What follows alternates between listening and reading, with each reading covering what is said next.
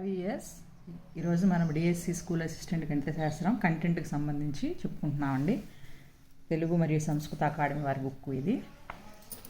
దాంట్లో అంకగణితం గురించి కొన్ని ఫార్ములాస్ చెప్పుకున్నాము, మరికొన్ని ఫార్ములాస్ చెప్పుకోబోతున్నామండి. ఇప్పుడు ఒక వస్తువు ప్రస్తుత విలువ x, దాని విలువ ప్రతి సంవత్సరం 6% పెరిగినా లేదా తగ్గినా n సంవత్సరాల తర్వాత దాని విలువ ఏమవుతుందండి? x of 1 plus of minus r/100 whole power n. n సంవత్సరాల క్రితం అయితే x/1 plus R minus r/100 whole power n. So ఈ విధంగా ఫార్ములాస్ అన్నీ మనం కొన్ని షార్ట్కట్లో ఉపయోగపడుతూ ఉంటాయండి. షార్ట్కట్ వే చేసేటప్పుడు అందుకోసమని గుర్తుపెట్టుకోవాల్సిన అవసరం ఎంతైనా ఉందండి. రుసుము గురించి చెప్పుకుంటే ప్రకటన వెల మైనస్ అమ్మిన వెల చేస్తే రుసుము వస్తుందండి. రుసుము శాతం అంటే రుసుము బై ప్రకటన వెల ఇంటూ 100. రుసుముని ఎప్పుడు ప్రకటన వెలలో నిర్ణయిస్తాం కాబట్టి రుసుము శాతం ఇస్తే అమ్మిన వెల కనుక్కోవాలంటే ప్రకటన వెల ఇంటూ 100 మైనస్ రుసుము శాతం బై 100.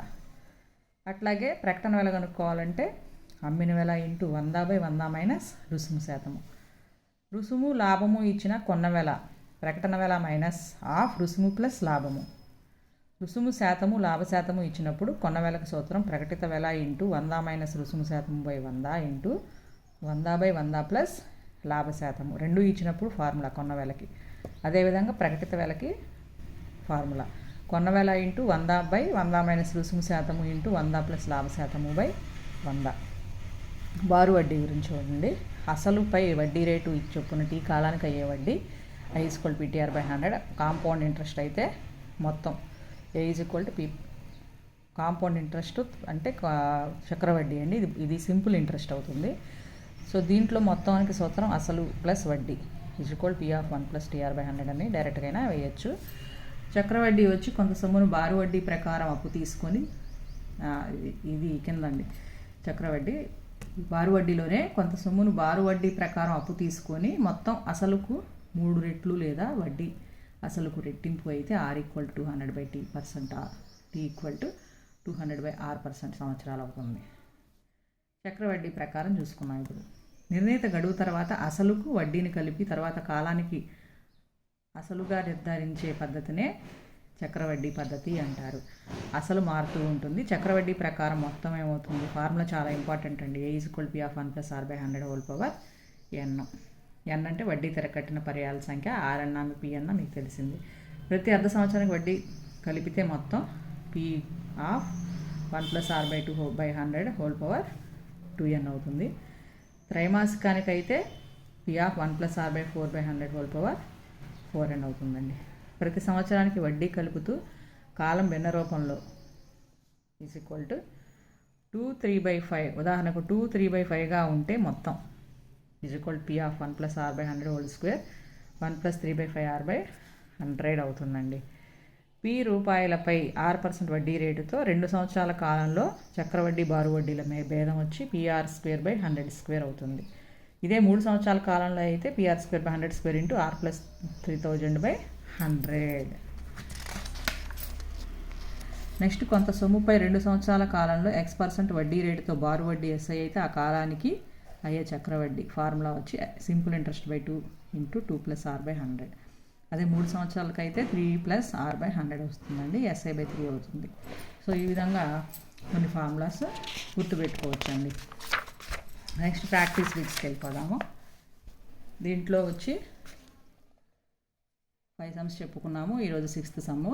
ఒక రైలు 40 km/గంట వేగంతో ప్రయాణించి గమ్యస్థానాన్ని 11 నిమిషాలు ఆలస్యంగా చేరుతుంది. ఒకవేళ 50 km/గంట వేగంతో ప్రయాణిస్తే 5 నిమిషాలు ఆలస్యంగా చేరుతుంది. అయినా ఆ రైలు ప్రయాణించవలసిన దూరం కిలోమీటర్లో అడుగుతున్నారండి. సో ఇప్పుడు దీనికోసం మనము ఏం చేయాలంటే ఫార్ములా వచ్చి xy/y - x. ఇక్కడ ఆలస్యంగా చేరుతుంది కాబట్టి ఇక్కడ ఆలస్యంగానే చేరుతుంది. రెండు ఆలస్యంగానే చేరుతుంది కాబట్టి xy/y - x ఇంటూ P-Q/60 అని. ఇక్కడ x అంటే వేగాలు, xyలు వేగాలు. 40 × 50 2000/y - x అంటే 50లోంచి 40 క్లోజ్ చేస్తే 10 అండి. ఇంటూ P-Q 11 - 5 కాలాల తేడా అండి. PQ అంటే సో 6/60 మొత్తం మనం క్యాన్సిలేషన్ చేస్తే ఆన్సర్ 20 వస్తుందండి. So answer is 20. నెక్స్ట్ 15 సంవత్సరాల తర్వాత రాణి వయస్సు ఆమె ప్రస్తుత వయస్సుకు 4 రెట్లు అయినా రాణి ప్రస్తుత వయస్సు అనేది సంవత్సరాల్లో ఏమవుతుంది? దానికోసమని ఈ సమ్ చేస్తామండి. ఈ విధంగా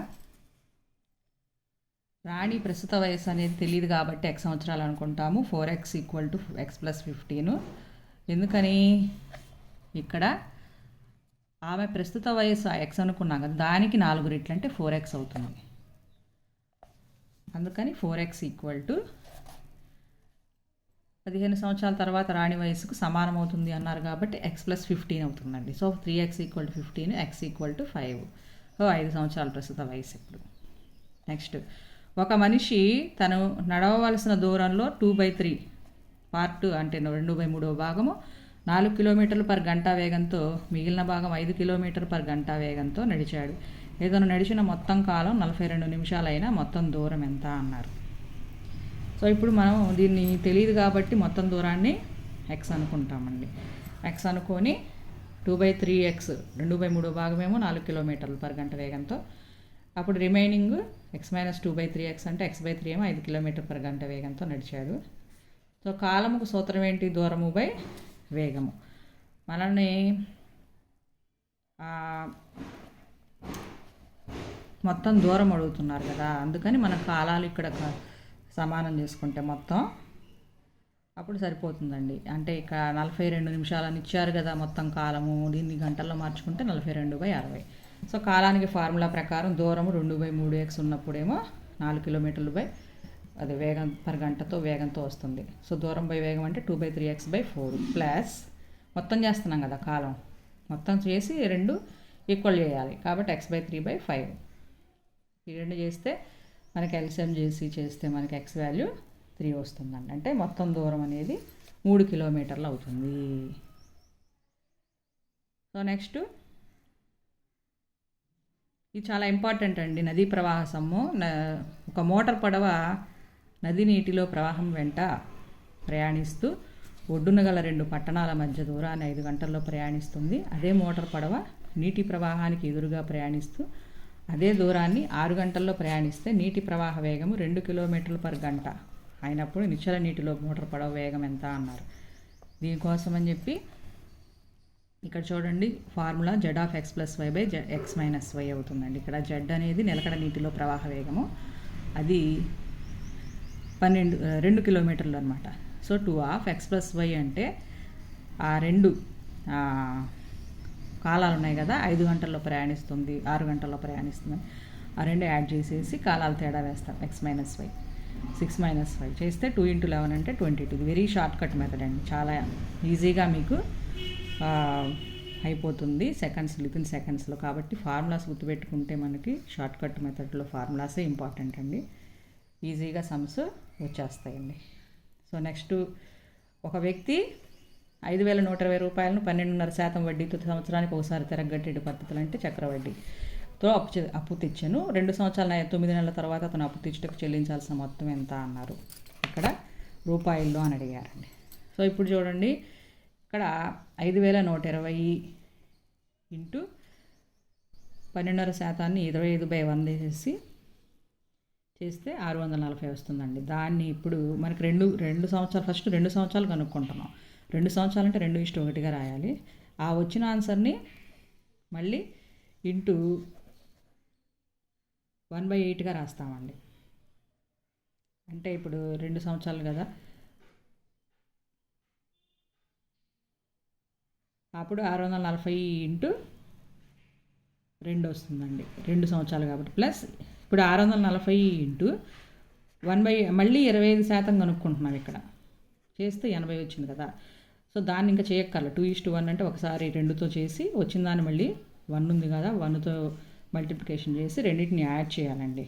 యాడ్ చేస్తే మనకు వచ్చే ఆన్సర్ 1,360 రూపాయలు. సో దాన్ని 5,120 రూపాయలు అసలుతో యాడ్ చేయాలండి. యాడ్ చేసినప్పుడు 6,480 రూపాయలు వస్తుంది. అంతవరకు 2 సంవత్సరాలకు వచ్చింది. ఇప్పుడు 9 నెలలకు కనుక్కోవాలంటే ఇంటూ 9 సంవత్సరాలు మార్చాలి కాబట్టి 12 ఇంటూ ఆర్ అండి. ఇక్కడ పీటీఆర్ కదా, పీటీఆర్ బై 100 కదా, దాని ప్రకారం వేసుకోవాలి. ఇక్కడ సింపుల్ ఇంట్రెస్ట్ ప్రకారం చేసుకుంటున్నాం 9 నెలలకి. సో పీటీఆర్ బై 100 ప్రకారం చేస్తే ₹607.50 సింపుల్ ఇంట్రెస్ట్ వస్తే దాన్ని 6,480 వచ్చింది కదండి ఇందాక, దానికి యాడ్ చేయాలండి. సో ఈ విధంగా యాడ్ చేస్తే మనకు వచ్చేది ₹7,087.50.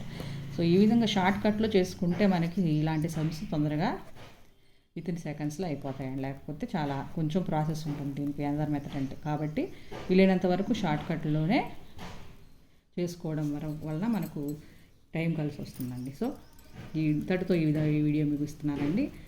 థ్యాంక్ యూ అండి. And share to others and like కొట్టండి ప్లీజ్.